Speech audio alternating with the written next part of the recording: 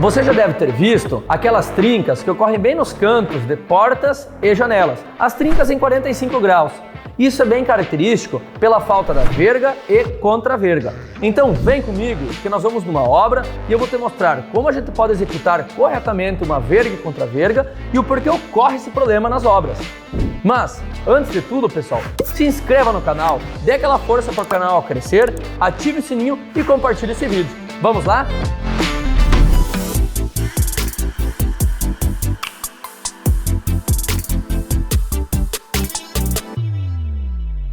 Então eu trouxe vocês aqui nesta obra para mostrar como a gente executa as vergas e contravergas em nossas obras. Na engenharia, comentamos que os elementos retangulares, como no caso de portas e janelas, existe um acúmulo de tensões, sempre nas quinas dos elementos, como neste caso aqui.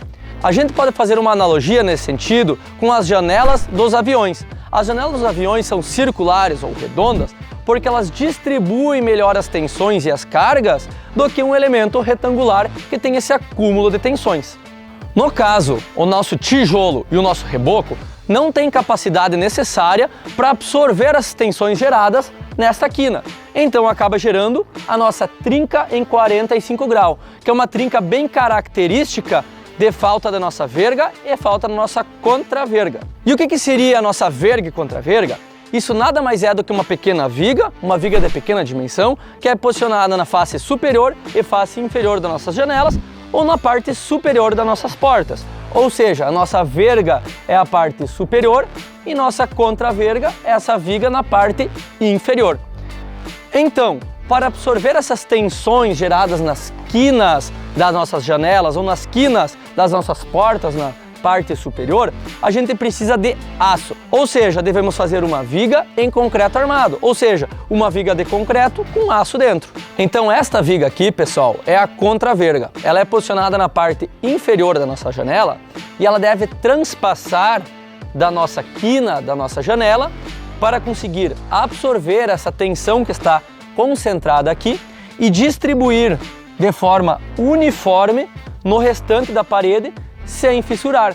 Então este elemento aqui que transpassa, isso é muito importante, esse transpasse, ele serve para distribuir de forma uniforme a nossa tensão concentrada nesta quina.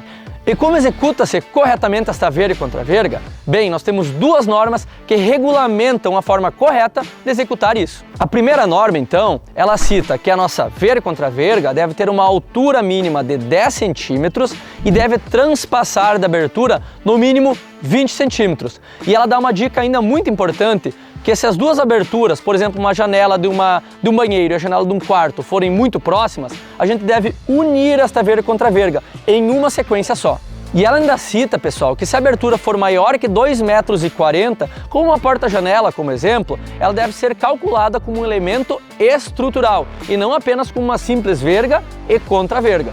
E o que seria esse elemento estrutural, pessoal, calculado como uma viga estrutural? Ela deve ter muito mais verificações no cálculo que a gente faz numa simples verga e contraverga. E a segunda norma, pessoal, que é mais nova, ela cita que devemos adotar no mínimo 2 barras de 10 milímetros ou 3/8 e devemos transpassar a nossa verga e contraverga por no mínimo 50 centímetros da extremidade da nossa abertura. Então vejam, existe uma pequena divergência entre a norma antiga e esta nova, porque a antiga comentava que devíamos transpassar no mínimo 20 centímetros. Esta nova norma é mais a favor da segurança. Ela comenta que devemos transpassar no mínimo 50 centímetros. Então sempre devemos levar em consideração a norma mais nova.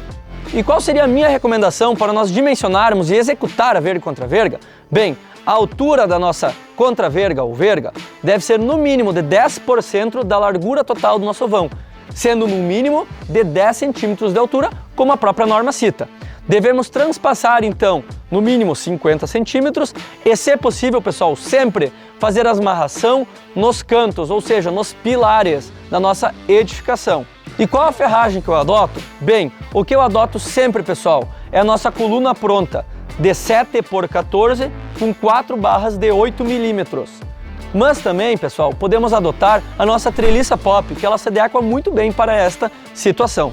Mas você pode me perguntar, Jefferson, mas a norma pede 2 barras de 10 e tu está adotando barras de 8 milímetros.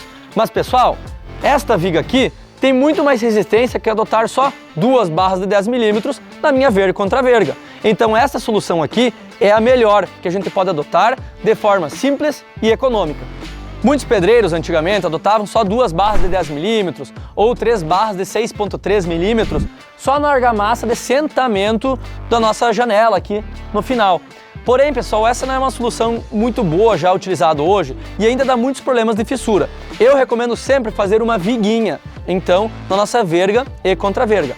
Essa solução de botar os fios na argamassa de sentamento, seja na parte superior ou seja na parte inferior da nossa abertura, ela é muito boa para reforço. Caso você não tenha feito verga e contra-verga na sua casa, você poderia utilizar em si para reforçar. Essa é uma solução muito boa. Mas se for um elemento novo, pessoal, uma casa nova, faça a viga corretamente, com a largura ideal e com o transpasse recomendado.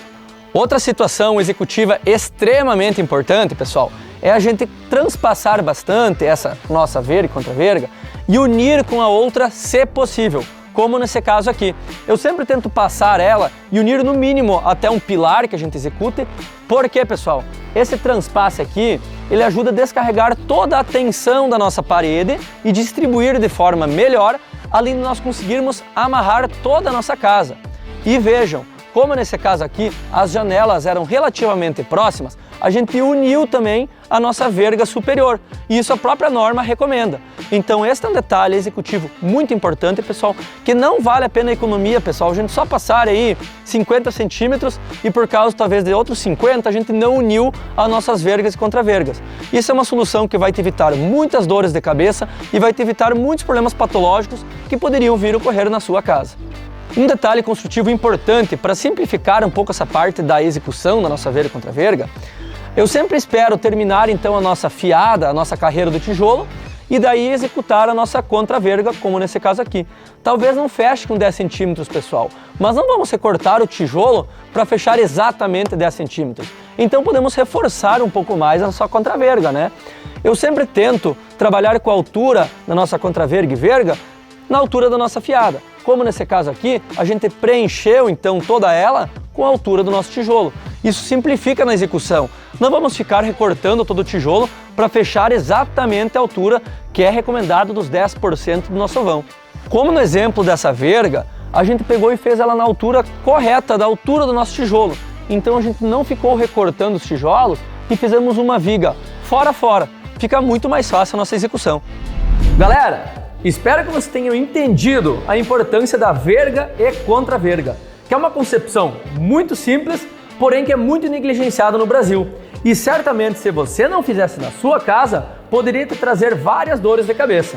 Agora, você pode cobrar do seu pedreiro, ou se você é pedreiro, saberá executar corretamente uma verga e contra-verga. E o melhor de tudo, pessoal, a gente está fazendo a verga e contra-verga exatamente como é que as normas brasileiras recomendam para a gente executar. Lembrando, se você ainda não é inscrito no canal, se inscreva no canal, pessoal, ajuda o canal a crescer, que toda semana eu estou postando vídeos bem bacanas com dicas para você e sua casa. Então, deixe seu like, ative o sininho e compartilhe esse vídeo. E se você tiver alguma dúvida, deixe seu comentário aqui, que eu terei o maior prazer em respondê-lo. Ah, e se tem algum assunto que você queira ver aqui no canal, deixe sua sugestão aqui nos comentários, que a gente vai gravar para você. Até a próxima!